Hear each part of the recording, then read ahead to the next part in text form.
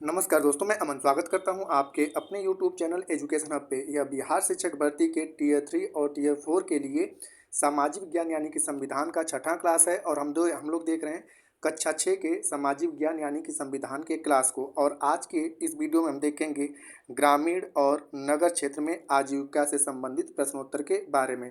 जैसा कि आपने पता है कि बीपीएससी ने अपना नोटिफिकेशन जारी कर दिया है और टीयर 3 वाला जो एग्ज़ाम कैंसिल हुआ था वह उसका डेट आ गया है कि 10 से 12 जून के बीच में एग्ज़ाम कराएगा।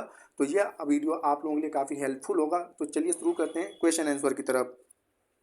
तो यहाँ पे पहला प्रश्न पूछा गया है कि सप्ताह में किस दिन बाजार बंद रहेगा, इसका निर्णय कौन लेता है? जिलाधिकारी, तहसीलदार, नगर निगम या उपरोक्त में से एक से अधिक या उपरोक्त में से कोई नहीं। तो यहाँ पर जो नगर पालिका क्षेत्र होते हैं उसमें सप्ताह में किस दिन बाजार बंद रहेगा, इसका निर्णय नगर निगम के द्वारा लिया जाता है। तो सही आंसर होता है आपका सी। और यहीं अगर ग्रामीण क्षेत्र की बात किया जाए तो ग्रामीण क्षेत्र में भी साप्ताहिक बाजार जो होते हैं वह बंद रहते हैं, तो उसका निर्णय सरपंच के द्वारा लिया जाता है। ठीक है, तो ग्रामीण क्षेत्र में सरपंच होते हैं और नगर पालिका वाला जो क्षेत्र होता है वहाँ पर जो होता है वहाँ पर किस दिन बाजार बंद रहेगा, इसका निर्णय नगर निगम के द्वारा लिया जाता है। अगला क्वेश्चन पूछा है कि दिहाड़ी पर काम करने वाले मजदूर जहां इकट्ठा होते हैं उसे क्या कहा जाता है? चौक या लेबर चौक या मजदूरी चौक, उपरोक्त में से एक से अधिक या उपरोक्त में से कोई नहीं। तो दिहाड़ी पे काम करने वाले मजदूर जहां पर इकट्ठा होते हैं उसे लेबर चौक के नाम से जाना जाता है। तो सही आंसर होता है आपका बी। और इस प्रकार के जो मजदूर होते हैं उन्हें अस्थाई मजदूर कहा जाता है। अस्थाई, इनको जो काम मिलता है वो जो होता है अस्थाई काम मिलता है। और मतलब इसमें क्या होता है कि इसमें लोगों के काम करने का ना तो दिन फिक्स रहता है, ना ही इन लोगों का कोई वेतन फिक्स रहता है कि इनको कितना वेतन मिलेगा या कितने दिनों तक काम करेंगे। तो ऐसे काम जिसमें न काम करने के स्थान की जगह कोई स्थान फिक्स हो, न ही आपके काम करने का दिन फिक्स हो, न ही आपका वेतन फिक्स हो, ठीक है, उसे अस्थाई काम के तौर पे जानते हैं। और जहाँ पर काम करने का स्थान फिक्स हो, समय मतलब कि आपका समय दिन फिक्स हो और वेतन भी एक फिक्स हो, उसे हम लोग अस्थाई काम कहते हैं। तो हालांकि यहाँ पे पूछा गया है कि दिहाड़ी पर काम करने वाले मजदूर जहाँ पे इकट्ठा होते हैं उसे क्या कहा जाता है, तो लेबर चौक के नाम से उसे जाना जाता है। अगला क्वेश्चन है कि अस्थाई कर्मचारी होने के क्या फायदे मिलते हैं? पहला कह रहा है कि बुढ़ापे के लिए बचत, तो बिल्कुल सही है कि अस्थाई जो कर्मचारी होते हैं, ठीक है, उन्हें पेंशन की सुविधा मिलती है। ठीक है, पेंशन की सुविधा मिलती है। ठीक है, तो पेंशन जो होता है वो बेसिक तौर पे उन्हें बुढ़ापे के लिए बचत के बारे में सोचता है। दूसरा है छुट्टियां, तो जो अस्थाई कर्मचारी होते हैं उन्हें वीकली छुट्टियां भी मिलती हैं। और साथ ही साथ परिवार के लिए चिकित्सा सुविधा भी उन्हें मिलता है। परिवार के लिए चिकित्सा सुविधा कि अस्थाई कर्मचारी जो होते हैं उन्हें जहाँ पर वह काम करते हैं, ठीक है, उनके जरिए, ठीक है, उन्हें उनके परिवार में अगर कोई व्यक्ति बीमार होता है तो उन्हें चिकित्सा सुविधा भी प्रदान की जाती है। तो अस्थाई कर्मचारी के होने के क्या क्या फ़ायदे हैं, तो सही आंसर होता है आपका डी कि उपरोक्त में से एक से अधिक जो है वह फ़ायदे हैं अस्थाई कर्मचारी होने के। अगला क्वेश्चन है समान रूप से मजदूरों के लिए रात्रि विश्राम गृह, जो विश्राम गृह अर्थात रैन बसेरा जो बनाया जाता है, यहाँ पे रैन बसेरा बनाया जाता है, यह किसके अधिकार क्षेत्र में रहता है? जिलाधिकारी के, तहसीलदार के, नगर निगम के, उपरोक्त में से एक से अधिक या उपरोक्त में से कोई नहीं। तो बेसिक तौर पे जो रैन बसेरा बनाया जाता है वह नगर वाले क्षेत्रों में ही बनाया जाता है, क्योंकि यहाँ पर काम करने के लिए जो मजदूर आते हैं उनको उनके पास इतना पैसा नहीं रहता है कि वह रूम रेंट पे लेके रह सके। तो उनके लिए नगर निगम जो होता है यह व्यवस्था करता है कि रात्रि में विश्राम गृह बनाता है, जिसको हम लोग रैन बसेरा कहते हैं। तो सही आंसर होता है आपका सी कि विश्राम गृह जो होता है वह नगर निगम के अधिकार क्षेत्र में आता है। अगला क्वेश्चन है कि हमारे देश के ग्रामीण परिवारों में लगभग कितने प्रतिशत लोग खेतिहर मजदूर हैं? खेतिहर मजदूर का मतलब होता है कि ऐसे व्यक्ति जिनके पास खुद की खेत न हो, खुद की भूमि न हो या खुद का खेत ना हो और वह दूसरों के खेत पर, ठीक है, दूसरों के खेत पर काम करते हैं, उसे हम लोग खेतिहर मजदूर के नाम से जानते हैं। खेत में काम करते हैं उन्हें हम लोग खेतिहर मजदूर के नाम से जानते हैं। और भारत में लगभग भारत की जो पूरी पॉपुलेशन है 2011 के जनगणना के अनुसार 121 करोड़, तो इसमें से लगभग 40% लोग जो हैं वह खेतिहर मजदूर के रूप में काम करते हैं, यानी कि दूसरे के खेतों पर काम करते हैं। अगला है कि भारत में छोटे किसानों और बड़े किसानों का क्रमशः प्रतिशत क्या है? 80 और 20%, 20 या 80%?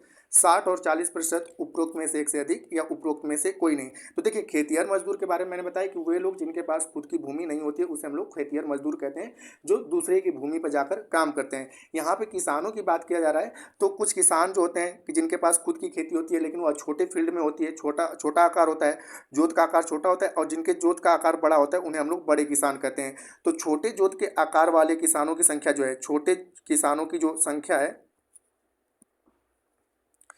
वह भारत में कुल पॉपुलेशन का 80% है। और बड़े किसानों की जो संख्या है, ठीक है, बड़े किसान जो हैं उनकी जो जनसंख्या प्रतिशत है वह है 20%। ठीक है, तो छोटे और बड़े किसानों का क्रमशः प्रतिशत क्या होता है, तो आपका सही आंसर है आपका एनसीईआरटी के अनुसार, ठीक है, कि छोटे किसान जो हैं कुल जनसंख्या का 80% हैं और बड़े किसान जो है वह कुल जनसंख्या का 20% हैं। अगला है आपकी चखे संघ समुदाय किस राज्य से संबंधित है, अरुणाचल प्रदेश से, मणिपुर से, नागालैंड से, उपरोक्त में से एक से अधिक, ठीक है, उपरोक्त में से एक से अधिक और उपरोक्त में से कोई नहीं। तो यहाँ पे अगर हम बात करें कि चखे संघ जो समुदाय है वह नागालैंड से संबंधित है, तो सही आंसर होता है आपका सी। अगला है आपका कि निम्नलिखित कथनों पर विचार कीजिए। पहला कह रहा है कि चिजामी गांव नागालैंड के फेक जिले में स्थित है, यहाँ चखे संघ समुदाय के लोग निवास करते हैं, जो कि बिल्कुल सत्य है। दूसरा कह रहा है कि चखे संघ समुदाय के लोग सीढ़ीनुमा खेती करते हैं, जो चावल की खेती के लिए अच्छा होता है, तो ये भी आपका सत्य है। और तीसरा कह रहा है कि यहाँ के लोग खेती के लिए 6 से 8 लोगों का समूह बनाते हैं और इकट्ठा मिलकर एक दूसरे की सहायता करते हैं। तो यहाँ पे चके संघ समुदाय के लोग करते क्या हैं कि 6 से 8 लोगों का समूह बनाते हैं, ठीक है, और ये लोग एक दूसरे की खेतों में जाकर क्या करते हैं, सहायता करते हैं। तो ये भी आपका सत्य है। तो यहाँ पर कह सकते हैं कि उपरोक्त में से एक से अधिक कथन क्या है, सत्य है। तो सही आंसर होता है आपका डी।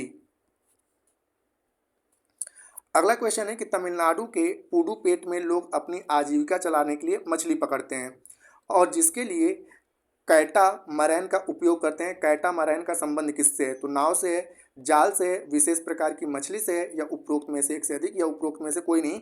तो यहाँ पर तमिलनाडु में जो लोग कैटा मरैन यूज करते हैं, कैटा मरैन जो यूज करते हैं वह एक विशेष प्रकार की छोटी नाव होती है, छोटी नाव होती है, जिससे ये लोग क्या करते हैं, मछलियां पकड़ते हैं। तो कैटामैरन का संबंध किससे है, तो सही आंसर होता है आपका ए, नाव से संबंध है कैटामैरन का। और कैटामैरन कहाँ पे यूज किया जाता है, तो तमिलनाडु में, और तमिलनाडु के पुडुपेट एक क्षेत्र है वहाँ पर कैटामैरन का लोग यूज करते हैं और कैटामैरन का संबंध छोटी नाव से है। आज का तो अंतिम क्वेश्चन है वो कह रहा है कि निम्नलिखित युग्मों पर विचार कीजिए और कह रहा है कि उपरोक्त में से कौन सा सही सुमेलित है। पहला कह रहा है कि पुदुपेट तमिलनाडु का एक गांव है, तो पिछले क्वेश्चन में अभी मैंने आपको बताया कि पुदुपेट जो है वह तमिलनाडु का गांव है। दूसरा कह रहा है कि चके संघ समुदाय जो है वह नागालैंड की जनजाति है, तो मैंने ये भी बताया कि फेक जिले में चके संघ समुदाय के लोग रहते हैं और ये लोग सीढ़ीदार खेती करते हैं और सीढ़ीदार खेती जो होता है इनके चावल की खेती के लिए उपयुक्त रहता है, तो ये भी आपका सही है। दूसरा कह रहा है कैटा मरैन से मछुआरों की छोटी नाव है, ठीक है, कैटा मरैन में मछुआरों की छोटी नाव है। और ये कह रहा है आपका कि यह नाव जो है कलपट्टू यानी कि तमिलनाडु में यूज किया जाता है, तो ये आपका गलत है, क्योंकि मैंने बेसिक तौर पर बताया कि कैटा मरैन जो है वह पुदुपेट में, पुदुपेट, और ये भी कहाँ पे आपके तमिलनाडु में है, तमिलनाडु में है। तो आपका तीसरा वाला गलत है, क्योंकि कैटामैरन जो है छोटी नाव है, यह पुडुपेट में यूज किया जाता है, ना कि कलपट्टू में। तो यहाँ पे पूछा है कि कौन सा युग्म सही सुमेलित है, तो पहला और दूसरा जो है वह युग्म सही सुमेलित, सही आंसर होता है आपका ए। तो दोस्तों ये कक्षा 6 का जो था वह अंतिम चैप्टर रहा, ठीक है। अब हम लोग अगले वीडियो में स्टार्ट करेंगे क्लास 7 के वीडियो में, और इसमें कुल आपके 8 से 9 चैप्टर हैं और कोशिश करूंगा कि 3 से 4 वीडियो में इस 8 से 9 चैप्टर को अच्छे से समाप्त कर पाऊँ। उसके बाद हम लोग अच्छा 8 और ऐसे करके आगे हम लोग बढ़ते जाएंगे। तो उम्मीद करता हूं कि आपको यह वीडियो पसंद आया होगा। वीडियो पसंद आए तो वीडियो को लाइक करें, कमेंट करें तथा अपने दोस्तों के साथ शेयर करें, और चैनल पर नए हैं तो चैनल को सब्सक्राइब अवश्य करें। और इस PDF के लिए आप हमारे टेलीग्राम से जुड़ सकते हैं, जिसका लिंक वीडियो के डिस्क्रिप्शन में दिया हुआ है। तो वीडियो के अंत तक बने रहने के लिए धन्यवाद। मिलते हैं जल्दी नेक्स्ट वीडियो में।